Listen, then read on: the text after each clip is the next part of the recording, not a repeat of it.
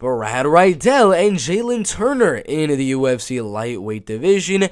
Surprisingly, they're both still very young in their careers. Brad Riddell, even though he's coming off a loss to Rafael Vaziev, he's still a legit prospect, and yes, I do mean a prospect, as he is still 30 years and 9 months old. He still has a lot of improvement to make. He can work on the wrestling, work on the grappling, and improve in striking at the same time. Fights out of City Kickboxing and Tiger Muay Thai, taking on the humongous Jalin Turner, who's going to have not a 5, not a 6, not a 7, but an 8-inch height advantage here.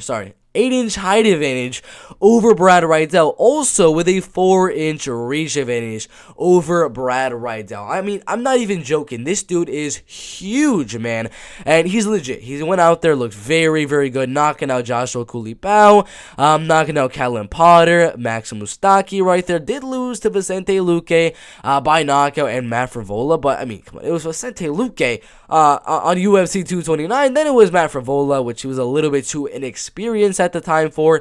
But then, like 4 finishes in a row, all in the second round right there. Sorry, I'm forgetting one of them. Heroes Medico was in the first round, but almost all of them are in the second round with TKO wins and submission wins in all of them. And this dude is legit, man. He's got really good striking on the feet.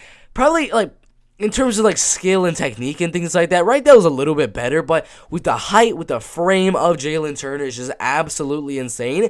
He could actually have a slight edge on the feet. It's not going to be huge. Riddell is still very, very legit, has really good leg kicks, body kicks, and very, very good power in his hands as well.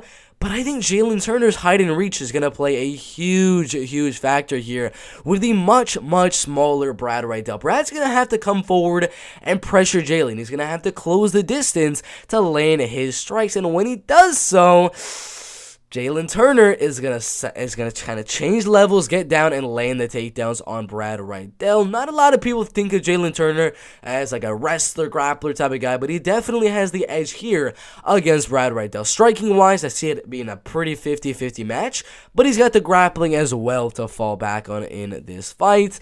Brad Riddell just did get knocked out by Rafael Vaziev, beat Drew Dober, Alex Da Silva, Magomed Mustafayev, Jamie Malarkey. I mean, plenty of very good guys inside of the UFC. But man, I think it's Jalin Turner's time, man. I think it's Jalin Turner's time. I think he joins that top 15, then he's going to get a step up against like one of the Gamma or Yukians, one of those type of guys, like Dan Hooker or something like that. Then he's probably going to lose to one of those Russian prospects or someone like that. But Brad Riddell is a very winnable fight because he's got the grappling, he's got the jiu-jitsu, he's got the height, he's got the reach, he's got really good power in his hands. I'm going to go Jalin Turner rocking Brad Riddell on the feet, getting the fight to the floor, and submitting Brad Riddell yet again in the second round. A really good fight in the UFC lightweight division.